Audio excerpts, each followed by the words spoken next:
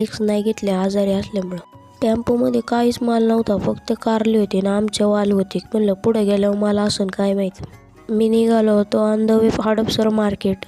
एका ठिकाणी तर अजून वांगीच तोडायचे चालले होते. तिथं ड्रायव्हरने 1 तास थांबला ना आपल्यासारख्या गरीबाला म्हणतो 10 वाजता माल रेडी ठेवा नाही तर देऊ नका.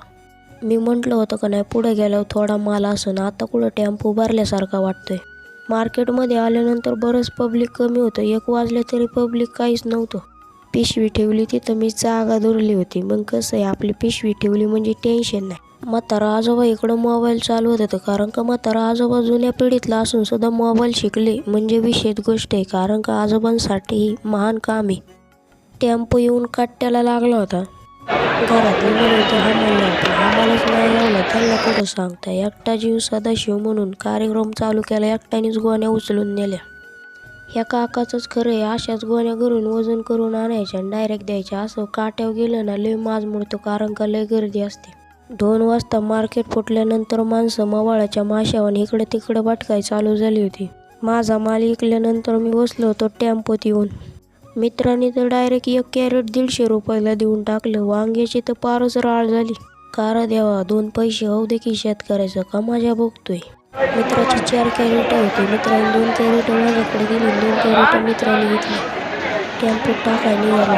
मी निघालो होतो मित्राच्या गाडीवरती, कारण का टेम्पो यायला लागतोय 6-7 रात्रीच्या. रस्ता मोकळा असल्यामुळे मित्राने असली गाडी ओढली काही विचारायचं नको. म्हणलं उगाच बसलो असं वाटतंय. घरी आल्यानंतर पैसे मोजले. म्हणलं रक्कम किती झाली बघावा.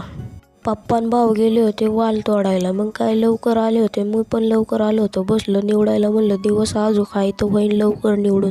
आईने लिंबू सरबत केला होता. मग जरा लिंबू सरबत पिलं. लयच थकवा जाणवत होता. म्हणलं बरं झालं लिंबू सरबत केला आई. भाऊबीजेसाठी बहीण आली होती मला ओवाळायला. म्हणलं ओवाळत जाईल. कसं आहे बहीण असली ना काय टेन्शन नसतं. बहीण म्हणजे एक प्रकार दुसरी आपली आईच. बहिणीबरोबर एक मस्त फोटो काढला. मामा आला होता. मामाला गुरुवार असल्यामुळे उपास होता. उपासाला आईने एप्रस तळलं होतं, शिल्लक राहिलं होतं. आई साहेबांना म्हणलं आणा इकडे चला. नेमकी लाईट गेली आणि तेव्हाच पप्पा नेमकं मदत करायला आलं. म्हणलं वा बेटे मौज करती. आम्ही सगळेजण बसलो होतो इकडे जेवायला. आजच्याला जेवायला केलं होतं मूग चपाती कुरडे. घरातली म्हणली आमच्या समोरच जेवाय बस, कारण का एकटा जेवायला बसला की जसा सपोर्ट तुम्ही मला फेसबुकला केलाय तसा सपोर्ट यूट्यूबला बी कराल अशी माझी अपेक्षा.